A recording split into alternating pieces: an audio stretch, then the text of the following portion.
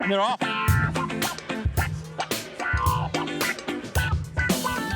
When I wake up shouting it in my sleep, but here we go. Further Faster, the best independently owned outdoor store in the known universe. Whether you are heading out on climbing, paddling, tramping or running adventures, look no further than Further Faster for all your gear and expertise needs over the summer and fall. Head to 57A Buchan Street, Sydenham, Otutahi, Christchurch, or hit them up at furtherfaster.co.nz. Just like Further Faster, they're in Christchurch. Rocky is hairy and so is Badger. Jules is nice and Jacob is delicious. Go to Further Faster now. Oh, Further Faster, they're in Christchurch. Rocky is hairy and so is Badger. Jules is nice and Jacob is delicious. Go to Further Faster now. Dirt Church Radio. Episode 314 of the Dirt Church Radio Trail and Ultra Marathon Podcast. I'm Matt Raymond. And I'm Ali Pottinger. How you going, buddy? Yeah, I'm good. How was your week post Tarawera? I bet it was all sun lounges and leisurely brunches for you around your whare. That would be the dream, wouldn't it? What it actually is a lot of emails in the inbox, two very sleep-deprived humans, add in a sick toddler who didn't actually let me get to sleep Sunday or Monday night, and then I got sick. So it's been a week. Yeah, how about you? Yeah, it's been a week, eh?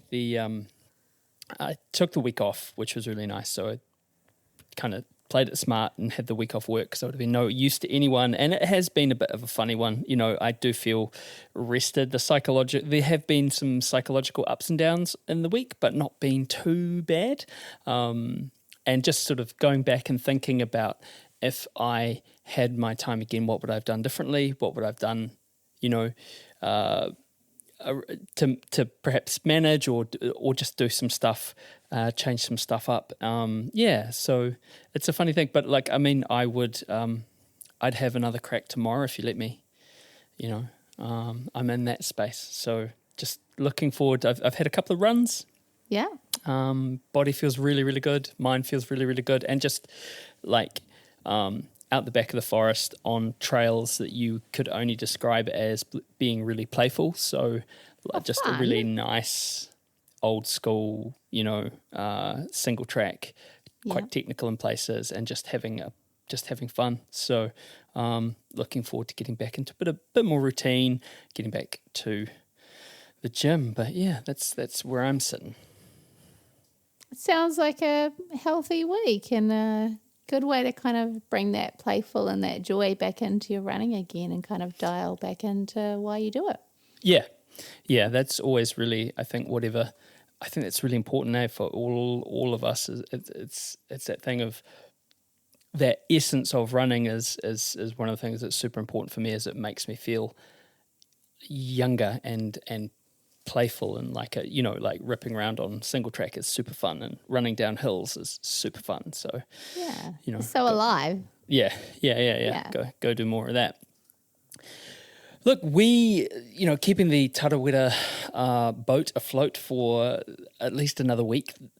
Just to tell you about what's on this week. This week, Andrew and I spoke to on-athlete and third-place male at the Tarawera Ultra Trail 102, Adrian MacDonald. So you might know Adrian from 2024 when he won the T-Miler, and he was back this year for one of those annoyingly sized golden tickets, which, spoiler alert, he achieved. He did. He got a golden ticket to Western States. Super interesting chat, because Adrian's road to Tarawera ultimately started on the track, and it wasn't until the pandemic that he considered moving to the trails as his goal events had all been cancelled. Super interesting guy, super interesting chat, super thoughtful chat. He talks about winning Leadville twice and what that means, his journey in running. We even talk about doping in the sport, and his greatest run ever is spectacular. But first, there was another, keeping in the sort of Aotearoa calendar being as stacked as it is, Old Ghost Ultra this weekend. You didn't make it down, but you'd planned to. I would like to. Normally I have a really cool job tailing, charlieing, and I just absolutely love being out there, but not this year, hopefully next year. But I was watching it. I was on the live feed constantly, just checking in with how everyone was going and soaking up the Old Ghost Ultra vibes. And there was some racing too, like, because I was watching it kind of unfold. I saw Nikki Everton on the live feed, and it goes like her and Katie Smith were neck and neck. Wow. Unfortunately for Nikki, though, she sent me, like, have you heard people slide into your DMs with unsolicited blister pics? No. I do.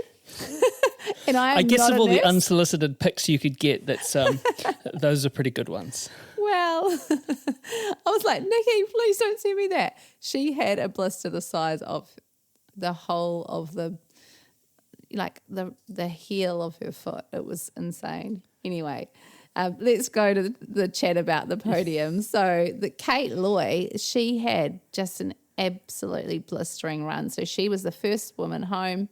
I believe it was 8 hours 10, which is so far. 8:11 on the clock. And then Katie Smith, second place, 8:47. And third place, Nikki Everton, 8:54. So some really fast times, like keeping in mind it's kind of 85K of gnarly trails. And then in the men's race, good old David. King David, we dubbed him when he lived in Rotorua because he just came and took all the crowns. He won it in a time of 7:16. Oh. Cam Holden, second place, 7:31. Pretty slick for Cam. And is it? It's Huel. I don't know. Huel, it is Huel. Yep. Dinnick. So third place, a time of 7:33. So pretty close racing there for those guys. Well, for second and third anyway. Yeah. And of course, by David, we mean Dr. David Houndschmidt. Oh, yeah, Houndschmidt, I know. I mean, he's quite a ubiquitous figure in Aotearoa trail racing and known New Zealand trail running as the Flying Doctor, and he certainly is the Flying Doctor. I mean, that's quite the ding dong between second and third, isn't it? Like less than 2 minutes, but Yeah. a good old sort of 15-minute gap between first and second is quite a bit. It's pretty big. And we have, with Dirt Church Radio, Old Ghost Ultra, we've had Phil Roster on the show. Certainly it's so many people's bucket list run or something that they just speak of the magic. What is it that makes it so special? Oh, how long have you got, Matt? I think it's that real West Coast grit and love for the land and the people and that kind of communities, because they spent over 120,000 man hours building the trail. And there's photos of them wearing cricket pads and cricket helmets, like tied to rock faces blasting granite. So they've camped out in some rugged West Coast weather many weekends to try and build this trail as a team. And now a team that were heavily involved with that put the race on, and they just love it. And it brings out all the people from their community too. Like you'll see so many people from Westport and the West Coast running it. And I just think it's done amazing things for their community as a whole, as well as like it's just absolutely beautiful, like a really diverse trail, and just the little touches and love that go into it just really shine through. So yeah, that's part of the special sauce of Old Ghost Ultra. One day we will get there. Definitely. Yeah, definitely got to. Yeah, right. Look, before we get into our interview with Adrian MacDonald, we should return to our normal programming and crack into this. It's the greatest run ever. It's the greatest run ever. Greatest Run Ever, which is brought to you by Squad Run. Give their 4-week special coaching trial a go. Don't know if you've heard of them. You can find them on the link on the website, which is dirtchurchradio.com. This is the part of the show where we ask you to write into us and tell us your greatest run ever. It doesn't have to be a race or a mountain summit. Might just be a run around the block, something that sung to you for some reason. Send it into us at dirtchurchradio@gmail.com. And this is from Laura Crossan. And she says, I don't remember the exact date of my greatest run ever, but I remember the feeling. I was 9 years old on a warm summer morning, the sun casting a golden glow on the streets of my hometown, with my dad by my side, our feet pounding the pavement, the rhythmic sound of our steps echoing in the quiet morning air. We were hunting down the father and son duo in front of us, once again participating in the town's 5K fun run series. Dad had made sure to keep the pace steady in the beginning so we would always have a kick at the end and pass those that went out too fast. This would amusingly result in several photos of us in the local paper, with me always one stride ahead. Was this race that sticks so vividly in my mind the last time we ran together, or just a blend of the many runs we completed? It's funny how an activity that was a core part of my childhood has blurred in my memory. What I do know is these sessions ignited my running fire. It must have been my dad's idea to take his enthusiastic daughter for runs to burn off some energy. We would train at the local school track, and I'm pretty sure that I talked to him at least the entire time. He didn't have too many insights to add to my fascinating 30-minute monologues on the horses I would buy when I was older. Running side by side, Dad would use these runs to instill some life lessons, even when I thought he was just talking about running. Things like run your own race, a little bit of constant pressure turns coal into diamonds, and nothing worth having comes easy. Every run was a new adventure filled with laughter, determination, and the unspoken bond between a father and his daughter. Since these days, running has brought me so much: travel, adventure, community, belonging, peace, and the ability to chase goals I could hardly have dreamed of. Most of all, every time I lace up my shoes, I take my father with me. Even though we live an ocean apart, I feel closer to him whenever I'm out there. Thank you, Dad, for this gift you've given me. Thank you for obsessively following my race trackers when I run. Thank you for always showing up and being proud, no matter the results. Thank you, Dad, for this gift you've given me. Every race, every step is a testament to the lessons you taught me and the love we share. No matter where my life takes me, I carry you with me stride by stride. Laura. That one made me cry because I know Laura, and she actually just finished the miler. She's an amazingly strong runner and a mum of a young toddler, and to be kind of far from home, but the way that she kind of acknowledges and takes her dad with her is so special. Yeah, it's beautiful. It's and I mean, for me, reading this, being the father of two daughters who both run now.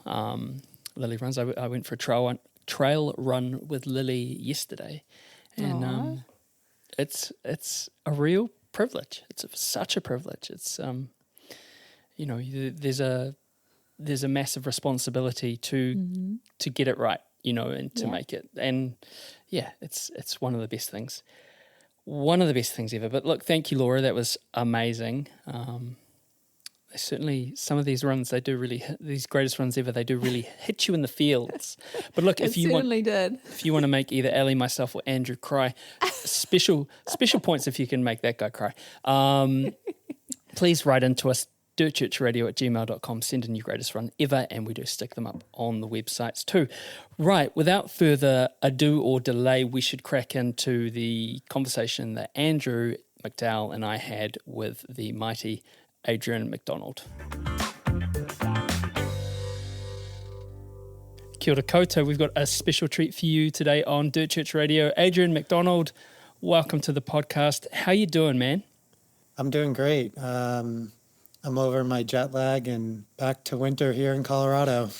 I was going to ask, you had a big week of travel, right? Like, when did you fly into New Zealand? So I flew over, I think I arrived on the 3rd, spent a couple days in Auckland and then headed down to Rotorua.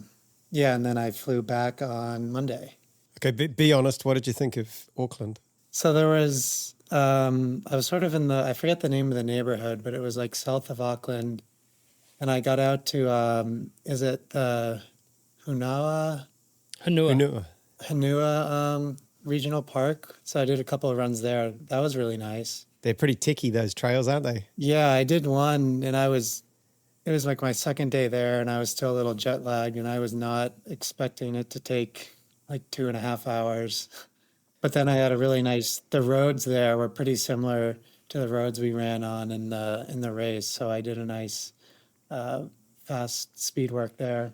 I think that's your experience is fairly common. People who go to the Whānau Ranges, they say, I didn't expect that would take that long to go that far. And I mean, God, if it took you 2.5 hours, I can't imagine how it would take us regular folks. I mean, this was your second time coming down to race at Tarawera Ultra Trail, and apart from the distance change, how did this year compare to last? So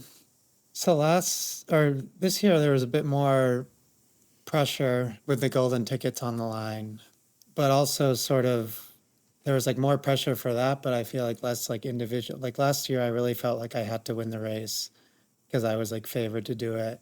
This year there was like sort of bigger stakes, but sort of more room for error because I knew like top three would likely get the golden tickets to Western States. So like I wanted to beat Dan, but I also knew that I didn't really need to worry about him if he took off like he actually ended up doing. Can you just going back to last year's 100-mile battle with Sam Harvey? That I understand that was quite a ding dong. Like you really had to work hard to stay ahead of him. You appreciated the effort, if you know what I mean. Like having to work that hard, you actually quite enjoyed that, didn't you? Yeah. So he and a bunch of the other guys in that field, they took off at the start. I let them go, and then I caught them at 50K. And usually when you like catch someone and blow by them, like that's the last you ever see of them. And then must have been like 60K into the race. We were heading towards the boat crossing, and I turn around and there's Sam Harvey, and he's singing. It was just after Toby Keith had died, and he was singing Red Solo Cup. Oh my goodness. And he like caught up to me, got on the boat. He was like, same boat as you? Yeah, same boat. Right. Which was like pretty clever of him. And he was doing selfies or live Instagram story or something like that. And we got off the boat, ran a little bit together, and this was on the Tarawera Trail. Yeah. And I dropped him, and then a couple of miles later he came back, and I was just like, I can't get rid of this guy. And then I dropped him again over Okatana on the way out, and then I heard I had 15 minutes lead on him, and that he had, and it was Mike too, Mike Carroll. That's right. He cut it to 6 minutes, and that's when, I really had to like dig deep around Blue Lake. Eventually I beat him by half an hour, but it was so great to have someone pushing me like that and always having to keep running hard the whole way. And must be really satisfying too, knowing that when you needed that extra burst and when you needed the extra juice, you actually were able to do it. Just on a personal level, that must have felt pretty good. Yeah, and it's like something that now I like have in my head. Like I know that if I'm 80 miles into a 100-mile race, I can still run really hard. That's awesome. And I ended up like falling back on that at Leadville this past summer, and then it was a little different in 100K, but I was definitely thinking about it. And speaking of the 100K, so this year you've clipped your ticket, which is incredibly exciting. And this is your first Western States? Yep. Obviously plans now shift to that. And what does that look like? You know that you're strong over 100 miles. You know that the last 60 Ks of Western States is, it's so important to have good legs because it's so runnable and it's so quick. I think that's going to suit you really well. What does your training look like in your build-up towards Western? Yeah, well, I'm still sort of, I'm taking this whole week completely off, and then I'll do 3 or 4 weeks sort of building back up, and then it'll be a 14 or 15 week build to Western States, which is the end of June. I don't like to run ultras generally don't run other ultras, but I'll do some shorter races. Like leading into Tarawera this year, I did a 10K cross country and half marathon on the roads. Oh, wow. I'll probably try and do a couple of shorter trail races. There's just not much in the winter here. What was your half marathon time? I ran 68 minutes. Very nice. Yeah. That was the first thing. We were at the Porphyry. That's the first thing Sam said to Adrian when he came up to him. Yeah. Shook his hand and went, "Oh, I saw your half marathon time."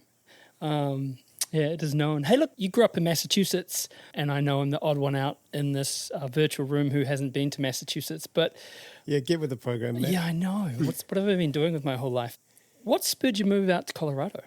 So one was my ex-girlfriend.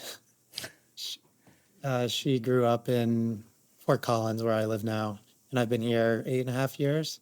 But I was ready for a change and to sort of get somewhere where the running was even better. Boston's as for a big city, it's like it's got a great running community, tons of races, tons of clubs, lots of like sort of like-minded people. But I was like really looking forward to getting into the mountains. I was still a road runner at the time, so it wasn't to sort of run ultras or run trails or anything, just to sort of run on dirt roads and at high elevation. The Boston landscape's fairly flat, isn't it? I suppose with the exception of Heartbreak Hill. It's a fairly flat city, not a huge amount of mountains there, is there? No, it's sort of just rolling hills. I mean, for where I live now, Fort Collins is super flat in town, but then we have the mountains just a few miles to the west. But I guess you're at elevation, aren't you? Even if it is flat, you're pretty high up in the air. Yeah, we're at 5,000 feet, 1,500 meters, I guess, a little over. Wow. Yeah. Are you a Sam Adams beer fan? Have you sort of brought some of that Boston culture over with you? Sam Adams was the first beer I ever had. Sounds about right. Yeah. Hey, what was your sort of growing up in Massachusetts? What was your, I mean, like, again, we were talking off mic and you were saying, you and Andrew were saying that it gets, sort of minus 30 degrees, wind chill, pretty brutal in the winter, which would, I guess, periodize your sporting endeavors. What was your first taste of running? What got you into the sport? So I entered high school and I wanted to be sort of the all-American boy running or playing football in the fall, basketball in the winter, baseball in the spring. But the problem was I was less than 5 feet tall as a freshman in high school. Yeah, I still played in like the youth football. This is American football, the youth football league, so not even high school. And then I played on the freshman basketball team and made one basket the whole year, and then got cut from baseball. So then the next year I switched to soccer, and the soccer coach was also the indoor track coach. And so if you weren't playing basketball or another winter sport, it was sort of expected that you'd go out for indoor track. And I pretty much immediately fell in love with the sort of self-improvement aspect of running, which really happens a lot when you first start.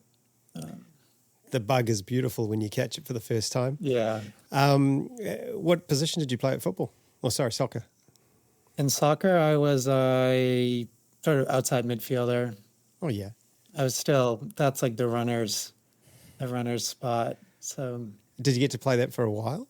I played 1 year of junior varsity and then varsity soccer my last 2 years. And I was okay. I'm always sort of curious because I improved in running so much in college. If I had played soccer for 4 more years, how I would have done. But yeah, that's all right. Running's worked out okay. yeah, it was okay. Our team was okay, but it was a lot of fun.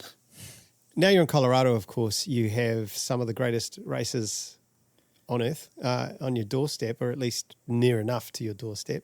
Obviously, you did Leadville. Was that last year? Yeah, I did Leadville 3 times, so 2021, 22, and then this past summer in 2024. So Adrian won it in 21 and 22. Oh, Yeah. Thanks, Matt. Do your research, Andrew. How much did you enjoy watching David Roche tear it up in the last edition? I did not enjoy it. That was quite something. I was there behind him. Yeah. And you had, was it Nick Clark pacing you? No, the first 2 Leadvilles, Nick paced me. Yeah. He wasn't able to come this past year. But yeah, Nick, he lives here in Fort Collins, and he's sort of been a mentor of mine as I've gotten into ultra trail. Because I guess that sort of throws back to, before running was even widely accessible on the internet, and people like Andrew and I were passing around like pirated copies of DVD copies of Unbroken. There were Nick Clark was a legend. Ian Sharman, Nick Clark associated with, and obviously Anton Krupicka associated with Leadville. Hey, of like that real, almost like what we would consider a golden age of running. How did you make that link with Nick? So when I first moved to Fort Collins, Nick was leading in the winter a run along the dams of the Horsetooth Reservoir. That's sort of the road that I use. It's really good for Tarawera training because they clear it if it snows in the winter, and the elevation gain and loss is pretty close to what you see at Tarawera. But Nick was leading a run starting at 6 a.m. every Thursday morning. A lot of the trail runners would do it to sort of get their vert in when the trails were all snowy and icy. And so I showed up to that and met Nick. And then we sort of got closer as I entered into the trail running world over COVID. And he was the one, I told him a year before I ran my first Leadville, I had never run an ultra. And I said, hey, Nick, I want to run Leadville 100 next summer. And his immediate response was, why would you want to do that? You probably hear that a lot from a lot of people. And so then, a year later, Nick's pacing me, I'm winning the race. And I say, hey, you remember when you asked me why I wanted to do this? Well, this is why. Mm-hmm. It's so cool too that it's I love it. It's that kind of bridge stuff. With that, like you've talked about it, it's in your bio around you moved to Fort Collins as a road runner, gravel roads, elevation, big hills, to get faster and faster. And what got you out onto the trails? So it was a lot of it was the COVID pandemic. I was training for the Boston Marathon in the spring of 2020, and it got canceled, and I was really fit. Would have been mid-March, so within like a month or so of the race, and I wanted to do something with my fitness. All the races were canceled, so I targeted an FKT in Horsetooth Mountain Park, which is our local trail system. And it was a 3.5 mile climb, 1,700 feet. So what's that, 500 or 600 meters? Yeah. 6K. About a half hour is what it takes. So I started training to do that, and I discovered I love running on trails, that I could handle the elevation gain and loss in addition to the mileage. So that was really it. I ended up missing the fastest time by a second. And then, so I did have the Strava segment for a few days, but not the actual FKT, which was off Strava. And then Justin Grunwald and Amanda, they came into town and smashed I think he knocked a minute off of it. So I never got it. It's always when they take a huge chunk. When someone comes along and doesn't just beat it by a second or two and they smash it, you sort of lose interest pretty quickly, don't you? You're like, I'll just let them have that one. What's that winter training like? Like, obviously, it's something we don't really have to think about here in sunny Auckland. But, I mean, there's big parts of winter when all of your trails are just covered in snow, and even the roads you can't even run on the roads. You're saying you've got, the roads you ran with Nick were cleared. Does that mean there's a lot of treadmill time, or can you still sort of get out and get your training done properly? Yeah, so I've only run on the treadmill once since I moved to Colorado. Good news. They say we have 300 days of sunshine, so we'll get snow, but then the next day or the day after it'll be sunny and 50 degrees Fahrenheit.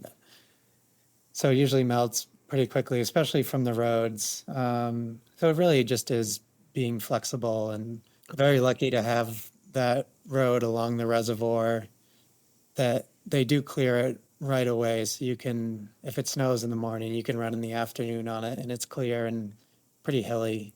Yeah, just sort of getting used to it and accepting that it's going to be cold and being flexible and thinking that it's much better than Boston.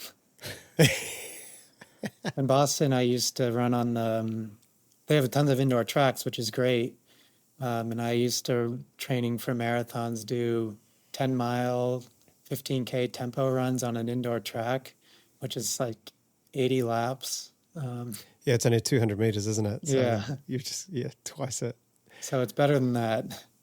In those winters in Boston, I just remember how absolutely brutal they were, and how you really had to plan your your days around the weather. And the ice and the snow and that wind chill. I think, minus 35 it sometimes got to. It was, that's not great training weather, is it? No.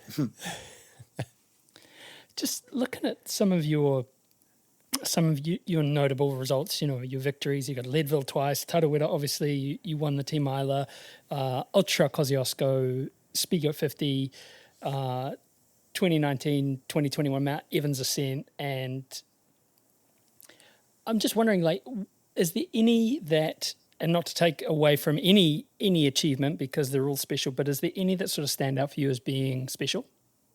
The first Leadville will always be the most special.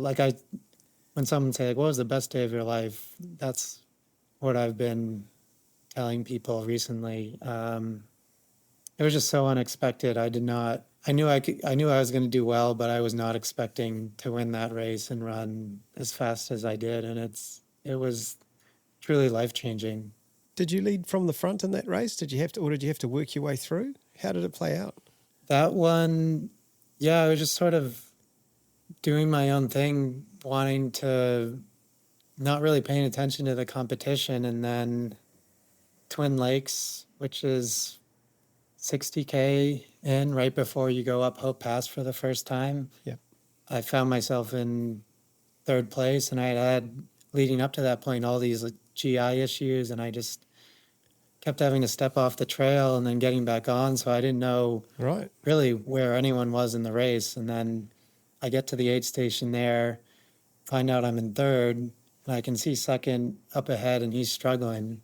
And so I went up Hope Pass thinking, wow, I'm in second place, and then I dropped down and I pass the leader and go into first, and then it was like, this is on. Holy cow. That was about halfway before the turnaround, was it? Yeah.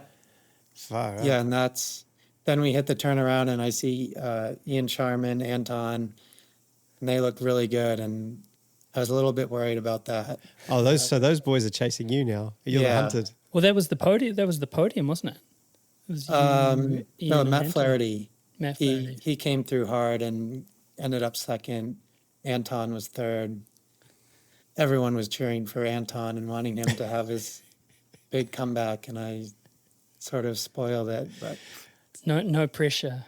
I thought it was pretty impressive how he ran that day after everything he'd been through. I mean, I guess we could pivot to that because you got that was this, and not to take anything away from him, but his not claim to fame, but that story of those sort of back 300-mile weeks, all that stuff, the volume, the sheer intensity of the training, and then sort of coincidentally or not suffering from ongoing to this day injuries, which kind of limit his volume with running and have forced but doesn't. I mean, it looks like he's having a ton of fun what he's doing, but it's definitely sort of changed trajectory for him. How do you think, and where do you think it seems?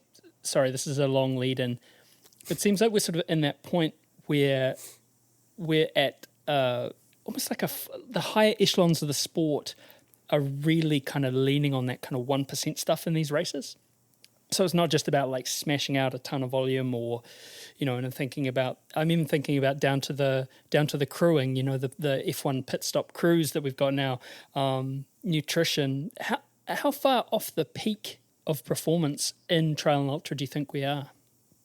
That's a good question. One of the things that I've been working on, like now that I've sort of entering my 5th year of ultra running now, and like getting back to the progression you see when you first start something, I sort of feel like what I can do now is like marginal gains. So I've started working with a nutritionist and working with sports psych, things like that. So that's how I'm sort of trying to get those last few marginal gains. In general, like, I don't know, people are always wondering, like, could a 2:03 marathoner come over and crush these ultras? And I don't know, like, I think some of them probably could, but could they run much faster than what we're all doing? I don't know.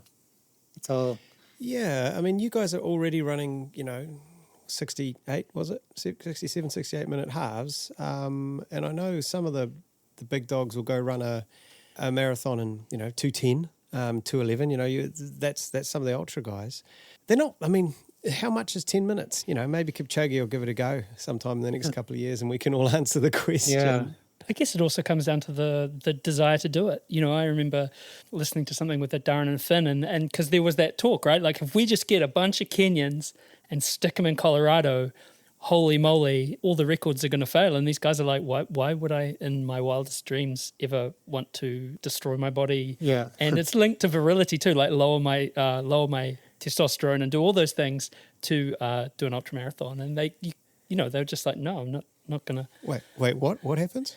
So there's a belief, Darren and Finn was talking about, there's this belief amongst these guys that the longer that you run, it kind of can sort of, and I'm not sure if it's borne out scientifically, it's sort of sap your virility a little bit. So they're all like, no, we're good, thanks. We'll stick it. Yeah. Yeah, another sort of along those same lines, I don't think you can run 100 miles just to sort of chase a paycheck. Like, there has to be, like, you have to want to sort of really test your limits. And it's similar with a marathon, but I think it's even more so with ultra marathons. I guess, and there will be a point, hey, I guess it depends on the paycheck. Yeah. Too, for some people, and not for everyone, right? But like for some Yeah. people, if you said here's a $200,000, you're going to get $200,000 if you win Western States. You're going to get some people. Presumably, do we want that, Adrian? Do we want heaps of money in our sport? I don't know. No pressure. It's a tricky one, right? Because yeah. this is, you can win this money, right? You're good enough. You're up there. So it's a difficult decision, isn't it? But it would change the face of the sport. Yeah, what concerns me most is the lack of drug testing. Like, I just won a golden ticket at Tarawera, and that's like worth a decent amount of money. Like, if someone else, like if you're unsponsored and you do that, you get a sponsorship, which is worth thousands of dollars. And it's true. Yeah, so even though there's no prize money, there is still a very strong financial incentive as a sponsored athlete. Right. Yeah. If we're moving then from and if you don't mind, you talked about that sort of intrinsic motivation, which is so important, right? Like, it's not the fact that I'm chasing a goal or a sponsorship or a purse. What is it that motivates you to complete these races or compete in these races? I mean, I originally signed up for Leadville because I just wanted, one, I thought I had some ideas that I could be good at it, and two, I just wanted to see if I sort of like prove if that sort of thought that I had was true and if I could do it. And I mean, I went into that first race thinking that it might take me 30 hours. Okay.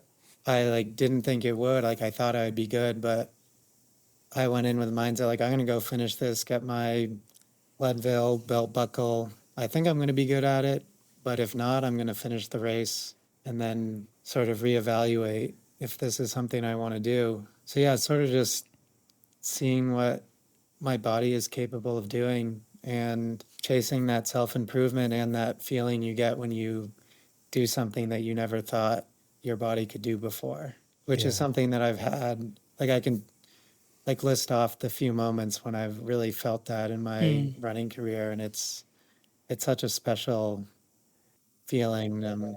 I'm just thinking, just your comment about the lack of drug testing. I mean, I'll only lightly touch on it because it's something that I think we want to have a proper conversation at some point about it on the podcast. But what can be done, I suppose, because this will become more and more of a problem as athletes get more professional and sponsorship deals get bigger and bigger and more exposure. I mean, the sport is just growing and growing. I understand one of the problems is the cost to do these tests at these big events. I don't know, does Tarawera do drug testing? No, none at all? No.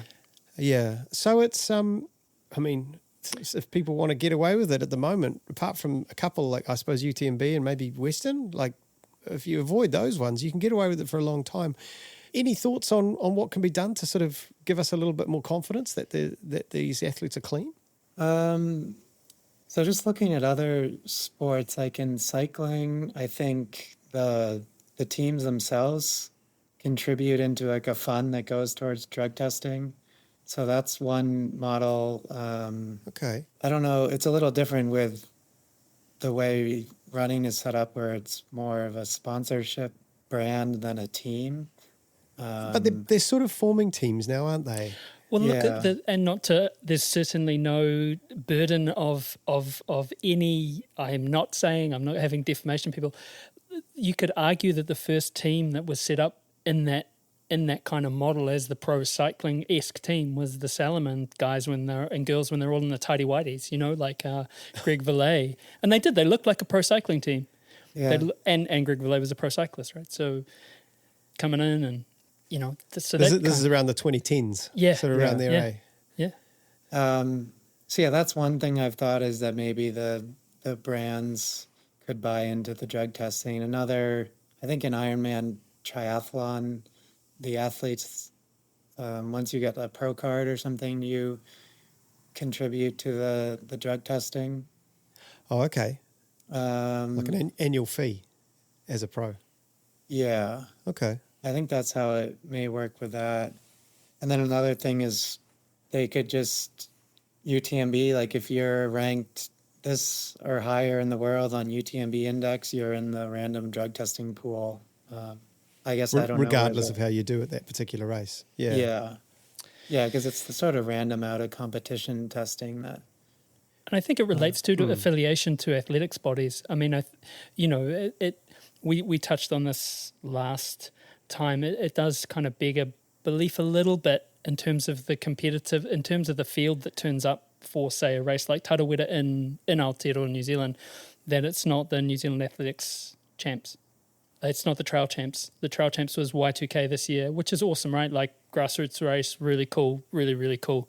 But the people who turn up to that race to run Tarawera, the New Zealand athletes, there's a very, very deep field. So I wonder if it also comes down to the fact that Tarawera isn't affiliated with like Athletics New Zealand. So that could also...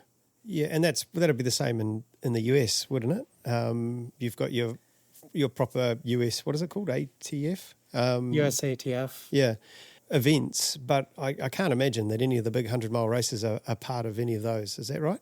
No, they're not, yeah. Some of the USATF events are pretty big, and some of them sort of random depending on if there's a world championship qualifier or not. Yeah. But there's a trail champs, isn't it? Was that in the news recently? Someone got bounced because of their stack height? Oh yeah. That was road running 100 miles. It was Raj, wasn't it? Yeah. Yeah, 42 millimeters? 48. 48 instead of... I mean, surely that's on Hoka, right? What are you doing making a shoe that doesn't pass the standards? What are you guys up to, right? I think there was a few years ago, I think he was an African marathoner for Adidas who had the same thing happen. He wore a shoe that Adidas had designed for training and not racing, and it was over the limit. Maybe that's what happened here. Yeah. That'd be frustrating, but apparently he took it on the chin like a pro, and he's saying, no, it's all right. I put my hand up. Yeah, that's a long way to go to get a DQ. Oh, man. It's ridiculously fast regardless of the stack height. These guys are sub 12, wasn't it, for 100 miles. Oh. And I guess that's the thing, isn't it, is that sort of touching on that theme of those 1%ers, right? Like you could say to a citizen athlete, okay, I'm going to put you in this stack height. It's not going to gain you a 12-hour 100-mile on the road, but that's the thing, isn't it? It's every little thing when you're at that pinnacle is what I'm trying to say, Andrew. It's every little advantage perhaps counts. Yeah. Does that interest you, Adrian? With your your half marathon leg speed, something like a 100-mile flat, road or very tight gravel race, does that sort of get you going? The one that I want to do is Comrades Marathon. Yes. So that's the one that would get the road ultra that would get me most excited. Can you get in as an elite, or do you have to do the lottery sort of ballot system like everyone else?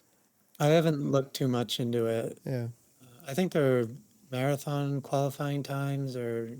Okay.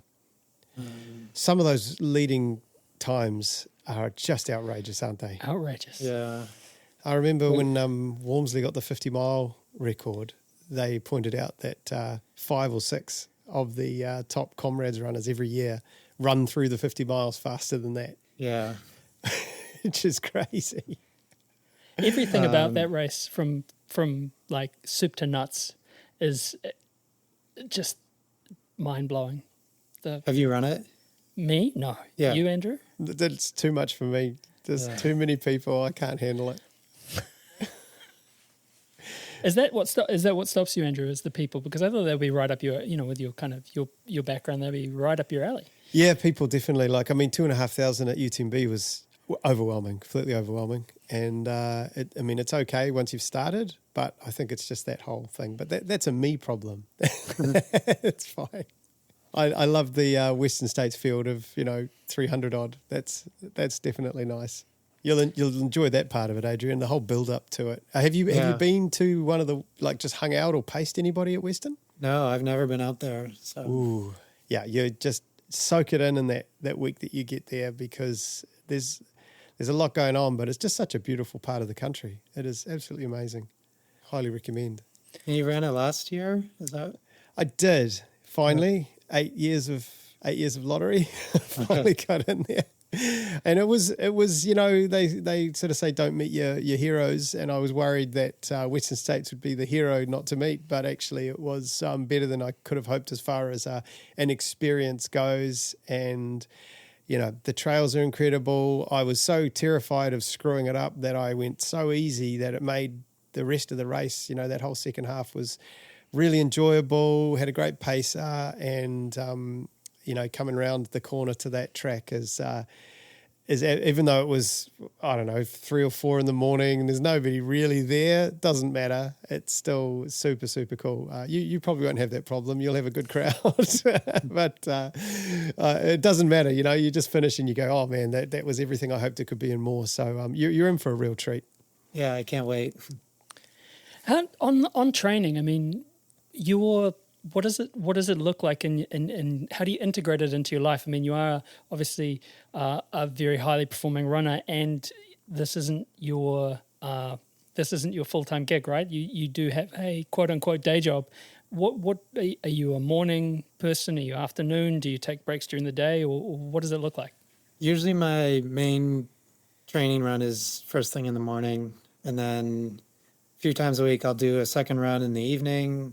Yeah, and my training is pretty similar to what I was doing when I was running marathons on the road. So 2 speed workouts a week, usually Tuesday and Friday, a long run on Saturday, and then just trying to get as much vert as I can on trails in between.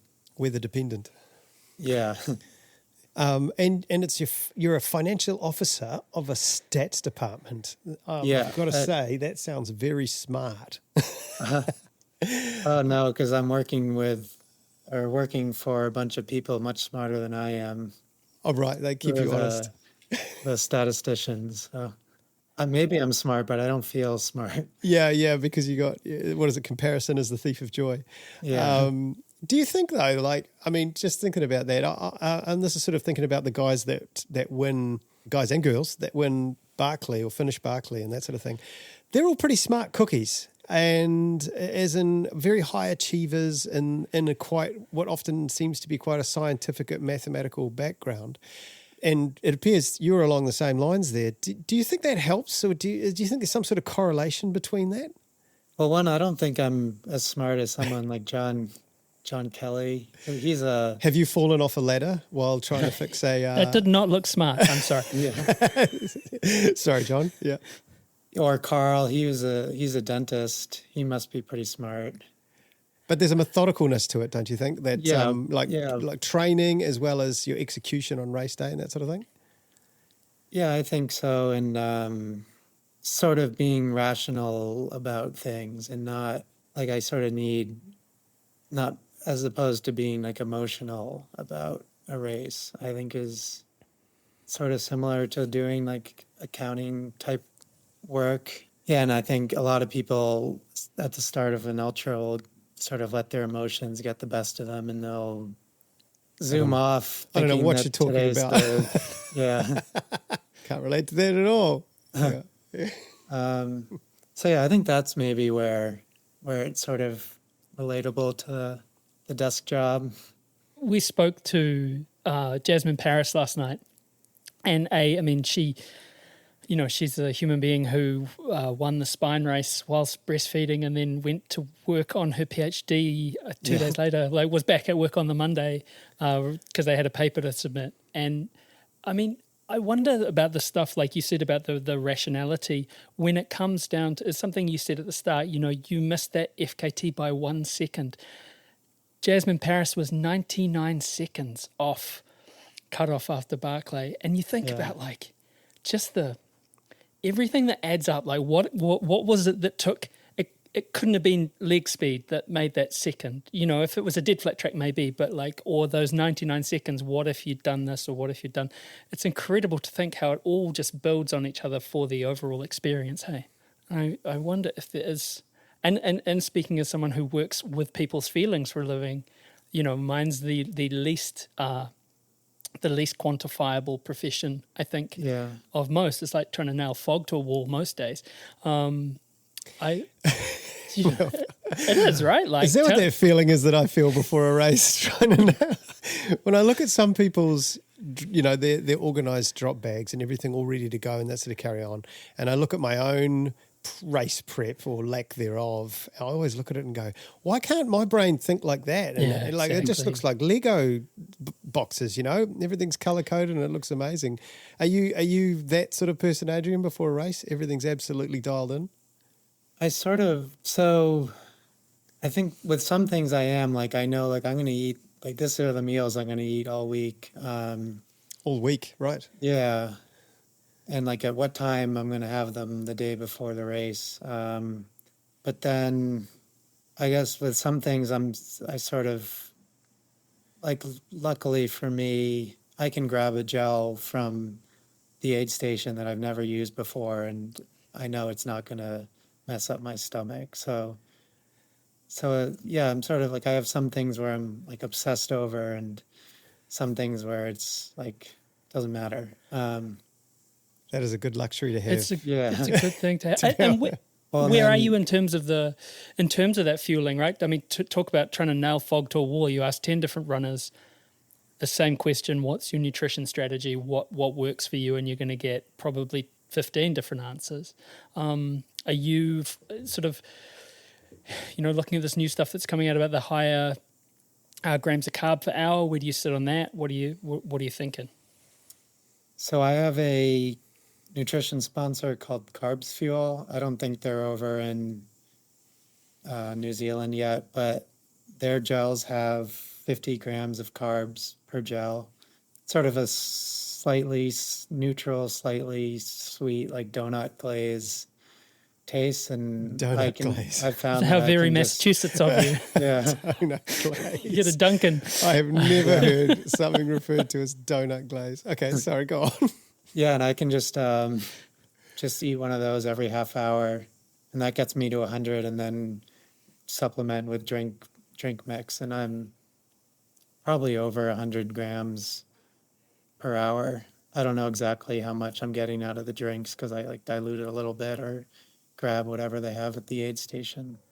Yeah, I was just having a quick look at them now. To be out, because they're they relatively normal sized packets. I'm just looking at the picture here. They're like a little bigger, right? Than and their other thing is they're $2 per gel, which is they look cheap as well. Yeah, I'm like looking Martin is dollars. twice that, I think. Yeah, and some of those packs are getting pretty big, right? Some of those, like, let's be honest, and for me, like, that's not a problem because I got heaps of stuff to carry or whatever. I'm not trying to break records, but some of those packets, they seem quite cumbersome, right? Yeah. So it's like, it's bigger than a normal one, but manageable to I love the 50 grams in a single thing like that. It's pretty good.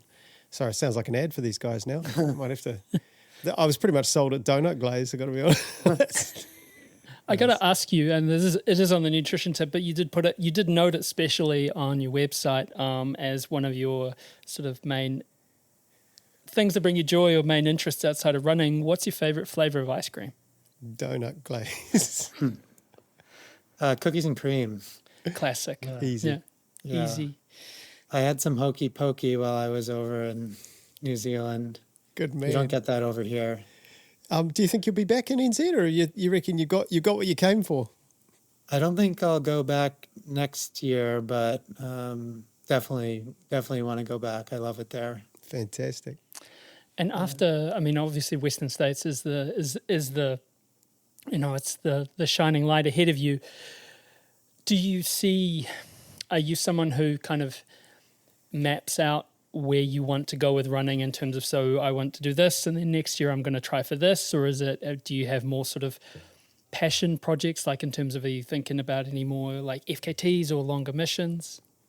Hard rock. Hard rock. No, this isn't about you, Andrew. Okay, it's the one Horcrux he's got I'm just left. so jealous he already lives there. Did you say Hard Rock? Yeah, might have. Yeah. Well, I am probably going to do Ultra Trail Cape Town in November, which is a Hard Rock qualifier. I actually got pulled on the wait list for Hard Rock this year. Oh, really? What number? But I'm like 40 or 60th or something. Okay. I mean, I want to have a good race at UTMB. I raced it in 2023 and it was sort of just a bad experience. I finished, which I'm really proud of, but I was sort of not anywhere close to what I think I'm capable of, and just sort of had a bad attitude in the second half of it. So I'd like to have a good experience there. I want to get the 10-run belt buckle at Leadville. That's sort of my longest term goal because I'm at 3. I'd like to, get 10 over the course of my career, which would mean that I'm running for a long time. The out and back nature, I've never done a out and back 100 miler. Do you sort of prefer that to a loop course or something like that? I mean, obviously Leadville seems to be something you really enjoy. Yeah, I was actually just messaging with Sam Harvey about this because last year in the miler at Tarawera we had the out and back and the 100K and milers were all crisscrossing. It is a little frustrating to have to pass people, but you really get to like experience the community of the event because you see every single person. Yes. Over the course of the race, and most of them are encouraging you. So, in fact, that whole return leg must be quite crazy. Yeah. If you're leading the race. Salmon run. Yeah. Yeah. So it can be pretty cool. My second Leadville, I was sort of struggling going up Hope Pass the second time, and I didn't feel good at all. And what I say is that everyone coming down kept telling me how good I looked, and by the time I got to the top, I believed them. That's great.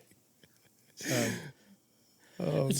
Do you get that thing when people go, "You're looking really good," and you're not feeling very good? Do you get that? Are they just messing with me? Would they tell me the truth if I was looking terrible? but after enough people tell you it, you got to believe them. There'd be great crowds at those events. That's one thing I loved. The American crowds, just nothing like it. So positive, so much energy. It really picks you up, if you're having a bit of a down moment in a race. Just go through an aid station and you just get absolutely pumped up. Yeah. I would worry I'd get a little bit overwhelmed. You know, what I liked about Tarawera was it was really authentic New Zealand. Like, everyone was really calm and kind, but it is a bit more, it's quite chill. You know, that's quite nice when you come in and they're like, would you like a drink, or would you like, so it's, you're saying, Andrew, it's like 11 out of 10. Yeah, I reckon. I mean, my only experience is Western, so Western in general is 11 out of 10. So everyone is pretty high. And of course, the aid stations have so many volunteers. So it's just noisy. But I think it's not like you come around a corner and you're suddenly being screamed at. It's a gentle warm-up. As you get closer and closer, things get louder and louder and louder. So by the time you actually end up there, you've sort of acclimatized, and it's not so bad. I don't know, I thought it was great. All right. So look, Adrian, it's the afternoon where you are. It's actually the day before. So we'll let you get on with your day. You've been so generous. It was so nice to hang out with you. It was really nice to stand with you. For me, it was really nice to stand with you at the Porphyry. I really valued that. And just going to ask you the question that we ask every single human being who comes on Dirt Church Radio, and that's, Adrian MacDonald, what's been your greatest run ever? Greatest run ever. And can it be a race? It could be whatever you want. It's your greatest run ever. Let's see. I will, since we've already talked about Leadville so much, I can give you another You one. can say Leadville. No, give us another one. Go on. And it goes back to like one of those moments where I do something where I never thought that my body could do that. And so this goes when I was running in college. It goes back to my junior year, and we were doing this cross country workout, and one of my teammates was running it too fast. The coach got mad at him. He was running 31-second 200s, and the coach got mad at him. And he was a bit of a hothead, and he said, "Oh, I could run 31s all day." And so that next spring, we went out to the track, and it was Easter break, and the coach said, "Oh, just do any workout you want." So we said, "How many 31s can we run with a minute rest?" Oh my goodness. It was just the two of us. He ended up dropping at 16, and I think I got up to 27. And so then, It's 2:30 pace. Yeah. Doing the maths. and so anyways, that track season was not very good. But then the next winter, my senior year, I went to the Armory, which is an indoor track in New York City, to run a mile. And at the time, my PR was 4:16. And I went out there. The first 209 meters was 32. And then I ran 31, 31, 31, 31, 31, 31, 31, and ran a 4:12 mile. And sort of, it was just sort of like an amazing, perfect race. And you were holding that pace that you've Yeah. done in that training. Gee. Yeah. Fantastic. So don't skimp and on I- your interval and speed work, people. Yeah. Yeah. Hit the track, get out there. It's good Do your for you. 31-second 200-meter runs. I don't know if I could do one. I don't know if I could get that fast if you threw me off a cliff. The terminal velocity. Look, I remember a bit, sorry to cut you off No. quickly, Matt, but I just quickly remembered a story in Arthur Lydiard's book about how he could turn anyone into an Olympian so long as they could run a 32-second 200 meters without any training. I thought that was a hell of No, I a think it was- caveat. yeah. It was because I saw who was his. Is it Barry McGee? Yeah. Ran. I saw him speak in Boston, and it was 25 seconds. Was it? Okay. Yeah, because I remember because my PR in the 200 was 24:97. Oh, so you thought there's a chance. I'm going. Yeah. I'm off to the Olympics. Yeah. Well, yours sounds more accurate than mine. Something tells me I need to read the book again. Fantastic. Look, thanks, Adrian, so much for coming on Dirt Church Radio. Yeah, we this really is great. appreciate it. And good luck for Western States. We'll be following along very, very closely. All right. Thank you.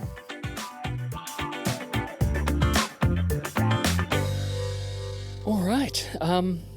Global pandemic ruining everyone's plans since ages ago. Funny how just a little tweak from being like a road focused person and then you can't run road marathons anymore just kind of can turn your life in mysterious and wonderful ways. Yeah, look where it's led for him. I know.